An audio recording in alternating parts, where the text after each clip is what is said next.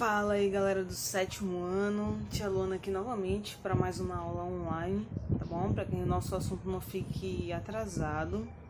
Tia Luana tá com muita saudade de todos vocês, mas em breve a gente vai estar juntinho de novo, tá bom? Pega o teu caderno, pega a tua caneta e anota aí, porque lá vem assunto novo, tá legal? Bem, a gente resolveu dar continuidade aos nossos assuntos para que a gente não fique atrasado quando as aulas retornarem. As avaliações, se você quiser algum tipo de informação sobre isso, entre em contato com a secretaria da escola, tá bom? Bem, vamos de assunto novo. O teu assunto agora, sétimo ano, como a gente já estudou o passado do Brasil, a gente já sabe como o Brasil se formou, como que o nosso território mudou ao longo dos anos, né? O nosso mapa do Brasil nem sempre foi assim, ele sofreu várias mudanças, a gente viu como que o nosso país se sustentou e se sustenta economicamente falando, como é que ele se mantém organizado e tudo mais, tá? A partir de agora a gente vai estudar aspectos diferentes do Brasil. A gente vai começar a estudar o Brasil rural, tá bom? Para a gente entender o que é o Brasil rural, você precisa entender o que é a palavra rural, né? A gente tem uma diferença entre um ambiente que é rural e um ambiente que é urbano. São conceitos muito simples de se explicar, mas na prática são um pouco difíceis de discernir, de diferenciar, tá? Olha lá. O espaço rural ele é caracterizado por ter uma menor concentração populacional, por ter menos pessoas morando naquele determinado lugar. E já o espaço urbano é caracterizado por ter uma infraestrutura diferente, tem muito mais gente morando naquele ambiente e tem toda uma paisagem diferente. A paisagem de um ambiente urbano geralmente é uma paisagem muito modificada, com casas, com prédios com grandes arranha-céus, com ruas asfaltadas, shoppings, aeroportos, rodoviárias, né? Sede de empresas multinacionais. Então, o ambiente urbano ele é muito diferente do ambiente rural, que é muito menos desenvolvido, é aquela questão mais natural, de natureza e tudo mais, tá? É mais ou menos uma ideia que a gente tem de interior aqui na nossa região. Né? Quando a gente fala, vou viajar para o interior, é porque tu vai viajar para um lugar que tem menos gente, né? E tem menos modificações no espaço. Geralmente é um lugar que é uma casinha bem afastada da cidade, né? Uma casinha de madeira, com igarapé na frente, onde dá para tu criar teus animais, criar galinha, pato, né? Animais de grande porte, tu planta tuas frutas, teu alimento e tudo mais. Então, o ambiente rural é isso que a gente vai estudar a partir de agora, a parte do ambiente rural do Brasil. Para a gente entender melhor, a gente precisa entender que dentro da economia de um país, para ele funcionar, ele possui três setores, tá? Os três setores da economia nada mais são do que o setor primário, setor secundário e setor terciário. O setor primário tem a ver com a matéria-prima, com a produção de produtos que vão ser usados primeiro para te produzir qualquer tipo de coisa que tu consuma. Uma matéria-prima é a primeira coisa que tu utilizas para fabricar algum material. Por exemplo, qual é a matéria-prima de uma camisa? Então, a primeira material que a gente precisa ter, a primeira coisa que a gente precisa ter para fazer uma camisa, geralmente é o algodão. Depende do material da tua camisa, né? Então, o algodão ele é a matéria-prima do tecido para poder fabricarem roupas, né? Então, a matéria-prima, o setor primário é responsável pela matéria-prima, que é aquela primeira coisa que tu precisa para produzir algo. E o setor primário, na parte do ambiente rural, ele está ligado ao extrativismo, à pecuária e à agricultura. São três tipos de atividades que a gente vai entender como elas funcionam daqui a pouco. Já o ambiente urbano está voltado mais para o setor secundário e terciário. O setor secundário é aquele responsável pelas indústrias, transformação da matéria-prima em um produto que você vai consumir. Por exemplo, transformar um minério, que é a matéria-prima, o setor secundário ele compra esse minério do setor primário. O setor secundário então vai transformar esse minério numa peça que vai ser usada no celular, vai ser usada no computador, no videogame, num aparelho de medicina, enfim. O setor secundário é o setor industrial, o setor da construção civil, que constrói prédios, casas e tudo mais. Já o setor terciário, ele é voltado mais para os serviços, prestação de serviços, com pessoas que vendem sua mão de obra para prestar algum serviço para algum tipo de loja, por exemplo, as pessoas que trabalham nas farmácias, nos shoppings, né? Nós, professores, nós prestamos um serviço para a sociedade, então a gente é remunerado para isso. Nós fazemos parte do setor terciário, que está ligado também ao transporte, né, ao setor de serviços, restaurantes, comércio, tudo que tem a ver com venda de alguma coisa, pela troca. Por exemplo, olha, presta atenção no caminho que percorre os três setores. O primário pega a matéria-prima. Vamos pensar aqui no pão. O pão, a matéria-prima do pão é o trigo. Setor primário prepara o trigo. Setor secundário transforma o trigo em um produto, embala ele, limpa, higieniza. O setor terciário ele vai vender esse trigo, um pacote de trigo, né? Então é um caminho que a gente percorre, setor primário, secundário e terciário. Bem, nós temos também a questão do extrativismo. O extrativismo é uma atividade econômica que é mais ligada ao setor primário, tá bom? O extrativismo ele é aquela atividade quando você extrai algum produto da natureza. Extrair produto da natureza se caracteriza, se configura como uma atividade extrativista.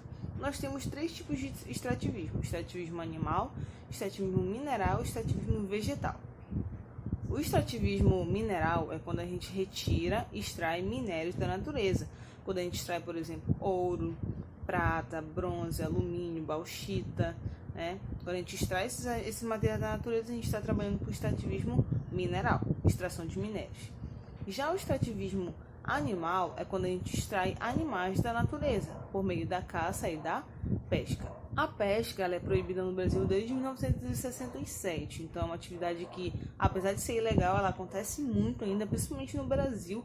A gente tem aí várias florestas com animais bastante exóticos, como a Mata Atlântica e a Floresta Amazônica, que sofrem muito com a caça ilegal. Já a pesca, nós temos uma categoria que ela é uma pesca mais artesanal e tem a pesca industrial.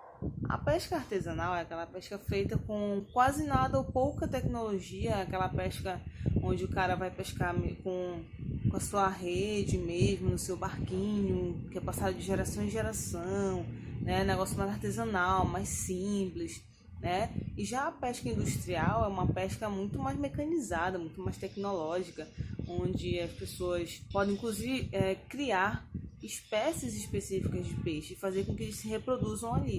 É uma pesca geralmente feita por grandes empresas pesqueiras, né, e envolve muita tecnologia, grandes barcos, grandes embarcações, tecnologias para selecionar as melhores espécies, enfim. Como a gente está falando de extrativismo animal, vamos falar aqui um pouco do tráfico de animais silvestres, que é a terceira atividade ilegal que mais acontece no mundo. Só perde para o tráfico de armas e o tráfico de drogas. O tráfico de animais ele é tão frequente, gente, e é tão cruel, que tu consegues perceber, tu consegues encontrar, se tu pesquisar no OLX, tu consegues encontrar pessoas oferecendo animais silvestres para vender, né, na internet. Apesar de ser um crime, é algo que acontece muito ainda e é muito cruel a forma como esse crime acontece, né? Às vezes as pessoas compram iguanas, espécies de arara na internet, e a forma como esses animais são transportados é subhumana, é muito ruim, né? Tem algumas reportagens que falam sobre isso, vocês podem pesquisar mais sobre tráfico de animais silvestres. Eu vou tentar procurar alguma coisa e colocar aqui na descrição do vídeo para vocês assistirem algumas reportagens, tá bom? Já o extrativismo vegetal é aquele extrativismo voltado para a extração de vegetais, como madeira, sementes, frutos, raízes. Tudo isso está englobado dentro do extrativismo vegetal, quando a gente extrai vegetais da natureza. Geralmente uma atividade desenvolvida por comunidades tradicionais. Como assim? São aquelas que ocupam uma região durante muitos e muitos anos, muito antes de nós vivermos aqui. Aqui na nossa região, por exemplo, temos os ribeirinhos, né? Temos os quilombolas, que são os descendentes de escravos que se abrigavam em quilombos, e as gerações atuais ainda estão morando nesses quilombos, por isso são chamados de quilombolas. Os ribeirinhos são aqueles habitantes que vivem nas ilhas ao redor de Belém. Existe ribeirinho na Amazônia inteira e em vários lugares do Brasil, né? São aquelas pessoas que vivem na beira do rio, que vivem e sobrevivem do rio. O rio é a sua rua, é o seu meio de transporte, é o seu meio de vida, é o seu lazer. O rio é tudo para essas pessoas ribeirinhas. Tem também os seringueiros, que são aquelas pessoas que extraem da árvore seringueira o látex para a produção da borracha. Essas comunidades tradicionais que eu citei para vocês são elas que mais fazem uso da atividade do extrativismo, tá bom? Beleza? Uma questão muito importante dentro do extrativismo é que ela precisa ser uma atividade sustentável. A gente precisa pensar em formas sustentáveis de utilizar os recursos que a natureza dá pra gente. A gente não pode simplesmente retirar todo o recurso que a gente precisa para suprir nossas necessidades atuais, mas as gerações futuras, nossos filhos, nossos netos, bisnetos, se eles querem ter o mesmo conforto e mesmo produtos que nós temos acesso, se a gente não cuidar disso agora, futuramente eles não vão ter acesso a esse tipo de privilégio que nós temos, né? Então, o desenvolvimento sustentável é uma chave para que a gente consiga fazer com que essas gerações continuem aí podendo se alimentar de forma tão digna quanto nós. Como a gente conversou ainda há pouco sobre a questão da biopirataria, né, do tráfico de animais silvestres, na realidade isso tem um conceito, tem um nome, que é a biopirataria.